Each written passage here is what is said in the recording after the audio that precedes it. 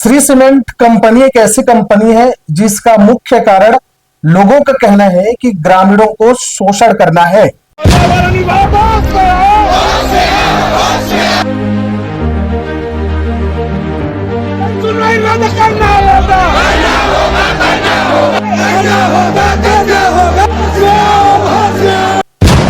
अभी हाल में जो घटना घटी जिसपे एक बवाल सा उमड़ गए, 1 लाख से अधिक लोगों का जीवन स्तर प्रभावित होने वाला है। समूचा प्रदेश में सर्वाधिक चर्चित घटना कहीं कोई है तो खैरागढ़ छुई खदान गंडई जिला का घटना है, जिसमें लगभग 25 गांव, जी हां 25 गांव पूरी तरीके से प्रभावित होंगे। हमारा ये कहना है कि जब ग्राम सभा ने अनुमति नहीं दिया है तो आप खदान को क्यों बेचे।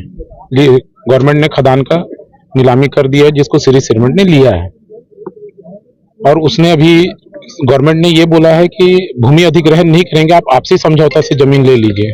वो जमीन अभी 65 एकड़ ही ले पाया है, और पर्यावरण विभाग को इतनी जल्दबाजी क्या थी कि जन सुनवाई करे, जब ग्राम सभा ने अनुमति नहीं दिया है आपको जन सुनवाई का।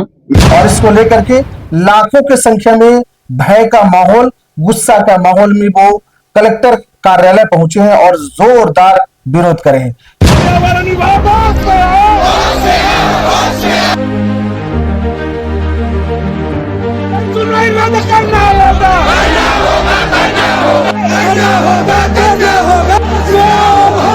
आज वहाँ के किसान जो है एक स्वर में, पूरा 2500 गांव के एक स्वर में आज उसके विरोध में हम लोग आए हैं।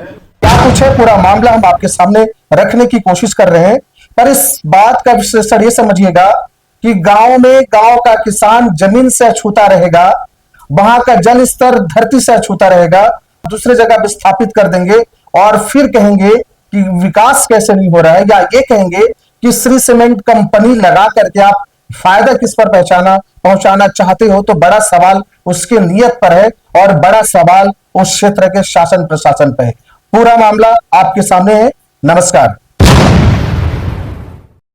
दर्शकों, बीते दिन यानी शुक्रवार को लगभग 25 गांव से अधिक उस गांव के जन समूह, वो सारे वरिष्ठ, वो सारे समाज के, वो सारे अर्थव्यवस्था को समझने वाला गांव का लोग, सारे के सारे लोग कलेक्टर घेराव कर दिए, कलेक्टर के दफ्तर में पहुंच गए।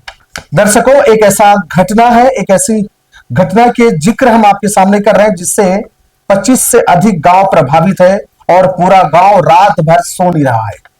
बच्चे से लेकर जवान और बूढ़े तक एक ही बात की चिंता है कि जहां हमारे पूर्वज दफन है, जहां हमारा बचपन गुजरा बीता है, क्या हम उससे वंचित हो जाएंगे, और वंचित करने वाला कौन, ये आपके सामने है।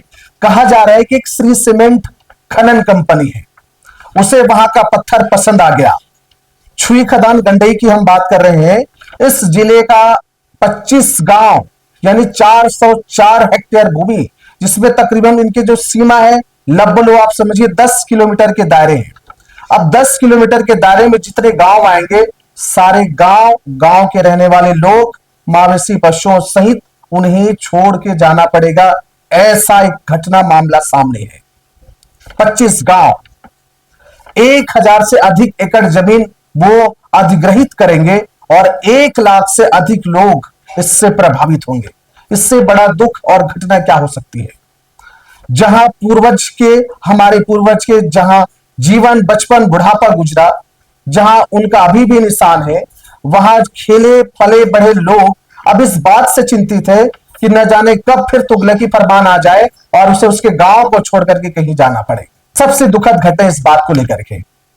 अभी सरकार किसकी है कहने की बात नहीं, पर ऐसा क्या हो रहा है कि श्री सीमेंट कंपनी पर आशीर्वाद किसकी है, किसकी शह पर लाख से अधिक लोगों के जीवन बर्बाद करने पे तुले हुए हैं।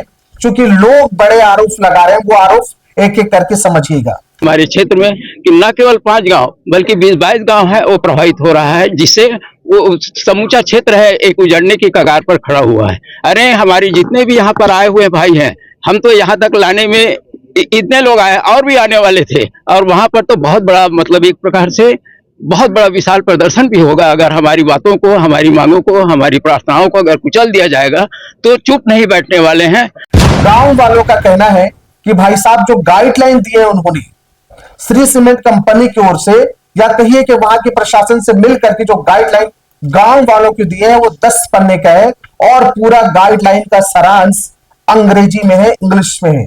क्यों है? सवाल है। लोग कह रहे हैं कि इसलिए अंग्रेजी में दिया गया ताकि गांव के लोग पढ़ ना सके, उसकी बारीकी, उसकी गंभीरता को जान ना सके, इसीलिए संक्षेप या सारांश कहिए अंग्रेजी में गाइडलाइन या वहां की सूचना जी हां, वो अंग्रेजी में भेज दी गई है। कई दिनों तक तो पता नहीं चला कि भाई इस अंग्रेजी के सूचना का सारांश क्या है टेक्निकल बातें, और उन्होंने अपने हिसाब से उसमें करा है, लिखा है। जब धीरे धीरे परतें खुली गई, लोग जान बैठे, तब उन्हें समझ में आया कि ये हमें गुमराह करने की साजिश है, कोशिश है। गहराई क्या है, पर्यावरण के नियम क्या है, वो भी उसमें नहीं बताया गया। विस्थापित के तरीके क्या है और मुआवजे क्या है, ये पूरी तरीके से उस सूचना में उल्लेख नहीं है। लोगों का मानना है और कहना है कि ये पर्यावरण मंत्रालय अधिसूचना 2006 का खुला उल्लंघन है। पर्यावरण मंत्रालय 2006 ये कहता है कि आपको स्थानीय या उस क्षेत्रीय भाषा में या हिंदी भाषा में आपको सूचना जानकारी देनी होगी, पर यहां अंग्रेजी में जानकारी दे करके गुमराह करने की कोशिश है क्या? ये एक बड़ा सवाल है। और सबसे ज्यादा नाराज, सबसे ज्यादा गुस्सा और सबसे ज्यादा परेशान कोई है तो ये गाइडलाइन इस सूचना से है। अंग्रेजी में क्यों? हमें नहीं आता, हमने नहीं पढ़ा, तो इस तरीके से गाइडलाइन जारी करके भटका दिया जाए, इसके पीछे की नियत क्या है? उस नियत में खोट है, ये साफ कह रहे हैं। सोचिएगा। फिर बता दें, 10 पन्ने की सूचना अंग्रेजी में जारी, पूरा सारांश ताकि लोग पढ़ न पाए, ये बड़ा आरोप पहला। दूसरा आरोप, इसमें मुआवजा और विस्थापन की जिक्र ही नहीं है। वो जो तरीके हैं, कितना क्या होगा, कुछ नहीं। ये 2 आरोप लगा रहे हैं इसमें। अब इससे बड़ी बात, नुकसान क्या होगा साहब? 10 एकड़ का एरिया इसके जद में आ रहा है। 1000 एकड़ से अधिक की जमीन उसके अंडर में आएंगे, श्री सीमेंट कंपनी के अंदर में। 25 गांव से अधिक ये एरिया कवर हो रहा है, प्रभावित हो रहे हैं। जहां ये कंपनी में स्थापित होना है, उस कंपनी में कई अच्छे भवन बने हुए हैं, जलाशय है वहां पे स्कूल है, भवने हैं, बहुत सारी सुविधाएं हैं जो उसी जगह पे है जो ऋण है।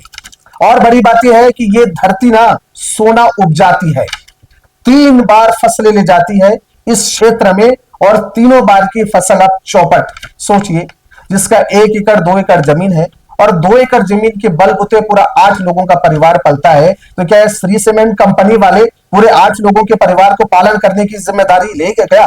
बिल्कुल भी नहीं, बिल्कुल भी नहीं। और अभी तक शुरू में क्या कहना और बाद में कितने मुआवजे और कितनी नौकरी देना, ये जहां जहां हुआ है वहां के लोग भली भांति जानते हैं कि हाथी के 2 दांत होते हैं, एक खाने का और दूसरा दिखाने का। सबसे भयंकर आक्रोश और गुस्सा इसी पर है।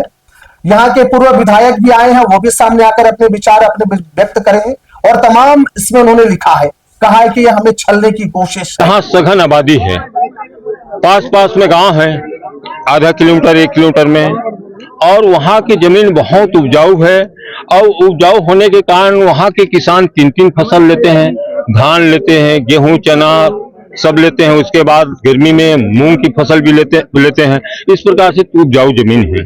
और वहाँ अगर श्री सीमेंट की पत्थर की खदान और श्री सीमेंट के जो सीमेंट उत्पादक फैक्ट्री अगर लगता है, तो वहाँ के किसान जो है पूरा बर्बाद हो जाएंगे। और चाहे कुछ भी हो जाए, वो कह रहे हैं कि 11 दिसंबर को जो जन सुनवाई आयोजन कार्यक्रम होना है वो रद्द हो, और ये श्री सीमेंट यहां स्थापित होगा, इसे पूरी तरीके से खारिज निरस्त कर दिया जाए। चाहे किसी भी सूरत में हो, जन सुनवाई हम नहीं करने देंगे। नहीं मीन्स नहीं, और अड़े हुए हैं। अब देखना होगा, एक तरफ श्री सीमेंट कंपनी को लगाने का जिद, और दूसरी तरफ अपने अस्तित्व को बचाने की जिद, जिसमें वहां के लोग हैं, वहां के पूर्वजों के आशीर्वाद है, वहां की उपजाऊ जमीन है, वहां के सुंदर हरे भरे वो जगह है, और ज्यादा है जल, स्वच्छ जल। अब ये एक तरफ और दूसरी तरफ श्री सीमेंट कंपनी, इस दोनों के बीच के वर्सेस में जीत किसकी होगी वो तो बाद में पता चलेगा, लेकिन हमें लगता है जीत किसानों की होनी चाहिए, वहां के लोगों की जीत होनी चाहिए, क्योंकि वो चाहते नहीं वहां से जाना, तो जबरदस्ती किस बात की, और उनका ख्याल कौन रखेगा। फिलहाल उन्होंने कलेक्टर साहब के भवन में पहुंच करके आवेदन दे दिया है, मांग की है कि जो जन सुनवाई होना है 11 दिसंबर को, उन्हें निरस्त करा जाए और हमारे मांगों को, हमारे समस्याओं को बड़े ध्यान से समझे और हमें विस्थापित ना करें या वहां श्री सीमेंट कंपनी ना खोलने दें। तमाम आपके स्क्रीन पर है कि लोग क्या कह रहे हैं, क्या हो रहा है, पूरी मुहिम, पूरी घटना आपके सामने है। दर्शकों, इस मुहिम में आप क्या जुड़ना चाहते हैं, क्या सोच रहे हैं, आपका विचार जरूर रखिएगा। अच्छा लगे तो सब्सक्राइब करिए, मेरा विनम्र प्रणाम स्वीकार करें। राम राम, जय जोहार।